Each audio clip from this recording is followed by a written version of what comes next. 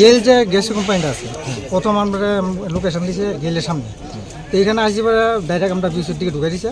আর দেখছি এখানে রুমটার মধ্যে খুব সময় মেশিন টেশিন আছে, এখানে মোটামুটি আগুন ভালোই আগুন আছে। তো আমরা কাজ করতেছি, এমন সময় পাবলিক এক দুইজন মোটামুটি ভালোই মানে বৃষ্টিকালি কাজ করছে, কাজ করতে পারতেছি না।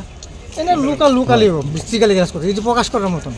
এরপরে করেছে 1.5 ঘন্টা পরে এসে, আরে দাদা আমরা এত জামের মধ্যে এত বড় গাড়িটা নিয়ে কী করে, আমরা কি হেলিকপ্টার নিয়ে না? এটি বুঝতেই পারবো, কমন সেন্সে থাকতেই হতো।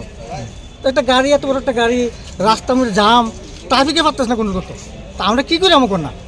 ওখানে দেখা হেলিকপ্টার মতো উঠাইতে আমরা, এটি কে বুঝতে পারছে? আরে এটি তো বুঝতেই হতো। আর অফিস টাইম এখন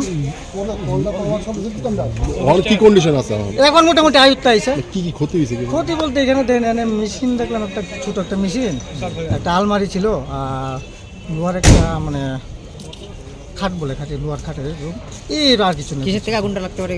অনেক কিসের থেকে লাগবে এটা ঠিক করতে পারছি না, তো মানে ইনভেস্টিগেশন পরে বোঝা যাবে আর কি এটা কী হয়েছে। অনুমানিক কয়টা ফায়ার সার্ভিস আছে এখানে? তো আমরা কুঞ্জন ফায়ার স্টেশন আর এনসিসি ফায়ার স্টেশন, দুইটা স্টেশনে আইসি, মানে আমরাই মোটামুটি কমপ্লিট হয়ে আছে, তারা কাজ করতে লাগছে না। আগুন পুরো হ্যাঁ এখন দেখেন না, আগুন মোটামুটি আয়ত্ত হয়ে গেছে।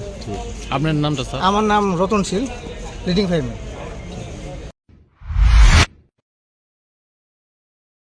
আমার বাড়িতে সবাই খুব প্রচুর বসে, প্রতিদিন কিছু না কিছু একটা নতুন রান্না হয়,